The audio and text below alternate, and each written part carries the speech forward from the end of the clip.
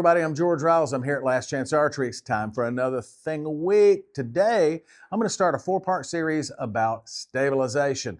What to do, how to do it, how to find it, how to know when it's right, the whole thing. But before that, I want to remind you that you can get lessons from me at improvemyarchery.com.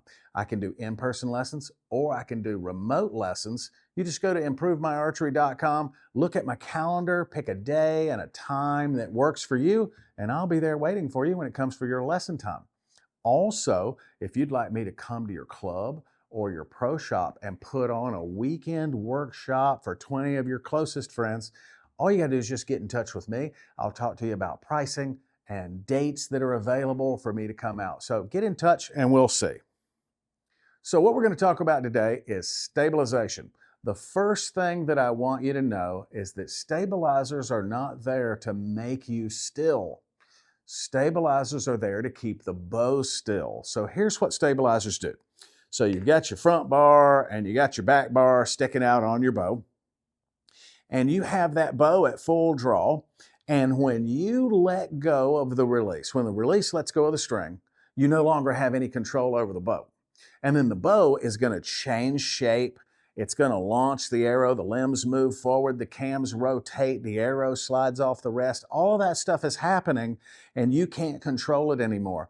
So the bars are there to raise the moment of inertia of the bow so the bow will be still, because an archery mistake is rotation, right? If you've like preloaded some torque or you've punched the trigger or something like that, it causes the bow to rotate off course. So the bars are there to resist the rotation of whatever mistake or pressure that you've applied to the bow.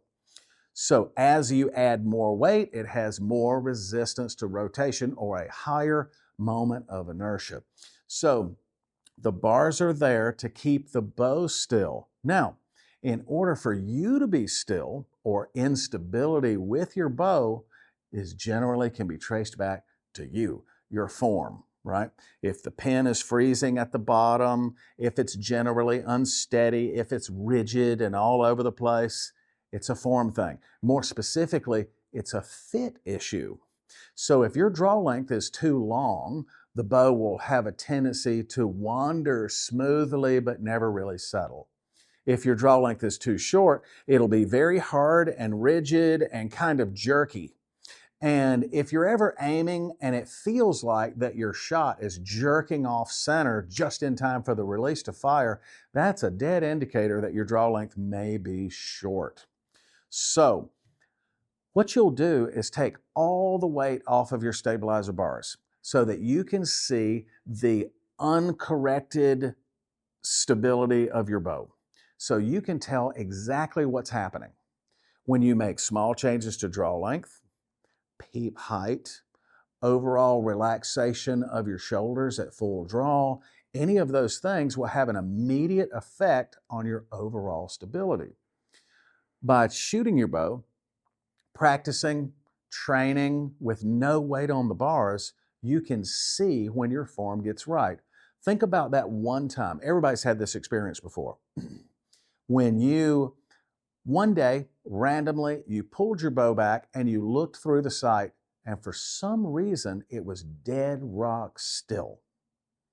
That time that you pulled the bow back, randomly, you got everything right. All the muscle was relaxed, everything that needed to be on was on, and the bow was dead steady. The better your fit is with your bow, the more likely it is for you to stumble into that more often and actually learn what's happening. So if you ever pull your bow back to full draw and it's dead still, don't shoot that shot right away. Of course, unless you're in a tournament, but don't shoot that shot right away. Instead, think about what you did. What's relaxed? How does it feel? How did you get to that spot?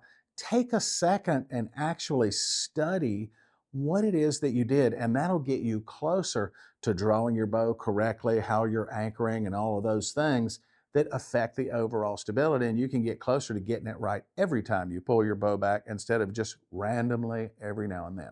Okay, so We have taken all the weight off of the bars. We've worked on the draw length. We've worked on the peep height. We have practiced with our form. We've figured out what you need to do to make that work. Now you're going to start putting weights on the bow. Now, the big discussion is how much weight to put on the back versus the front bar, right? And basically, it's length of the front bar multiplied by the weight that's on the end of the bar divided by the rear bar length. So when you have a 28-inch bar, right, and you've got 6 ounces on the front of that bar, you end up with 168 inch ounces. Then divide that by your back bar length, let's say that's 12 inches, you end up with 14. So if you have 6 ounces on your front bar, you'll need 14 ounces on the back bar to offset the leverage of the front bar. Because essentially what you want, if you have too much weight on the front, as soon as the release opens, the bow moves. But if you've used the back bar to correctly offset the leverage of the front bar, the bow will stay still, frozen in space, long enough for the arrow to get clear. So it's length times weight divided by the rear bar length, and that will get you at a pretty much zero balance, right? So with that zero balance, you can add another ounce to the front or another ounce to the back and all that. But what I don't want you to do, I don't want you to use the weight to create position, right? So I hear all the time folks say, my pin was freezing down at the bottom and I added a whole bunch of weight to the back to winch the bow up into the middle. That's actually not really how it's working, right? So imagine if I have this bow at full draw and I have enough weight on that to winch this up into the middle, as soon as the release aid opens, the bow is going to move. So the stabilizers won't actually be stabilizing my bow. That pin sticking down at the bottom, that's a form flaw. Most of the time it's your back shoulder is high, or you may have a little bit of target panic and your brain is making you hold it off center, right? So more on that later in totally other video. But when you have the weight balanced, you've got the rear bar offset from the front bar, so that way the bow stays still. Now the next thing is you may notice when you pull the bow back to full draw that your bubble may drift to the left or to the right at full draw.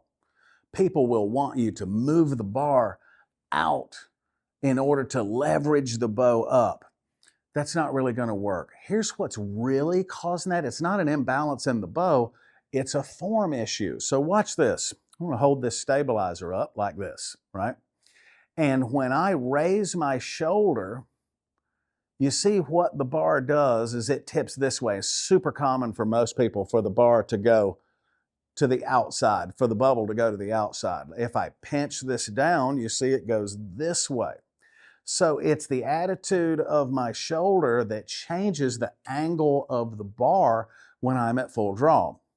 Incidentally, if you are having that problem, you can do a practice routine at close range, just on a blank bail, and only watch the bubble going through the whole process, and you'll be able to feel that exact moment that your form melts and causes the bubble to leave. Once you figure out what that is, you can make some form changes to keep that stable and in position, just standing there shooting bail. You're not really aiming, you're just looking at the bubble, making sure to fix this form issue. So, stabilizers are there to keep the bow still while the arrow's leaving. It's not there to make you still. It's the form that causes consistency. So take all the weight off, get your form right, then work on putting the weight back on. In the next segment, I'm going to talk to you about how to find the right weight and what the right weight will do for you and how to make those choices. So I'll see you next week and we'll go over finding the right weight.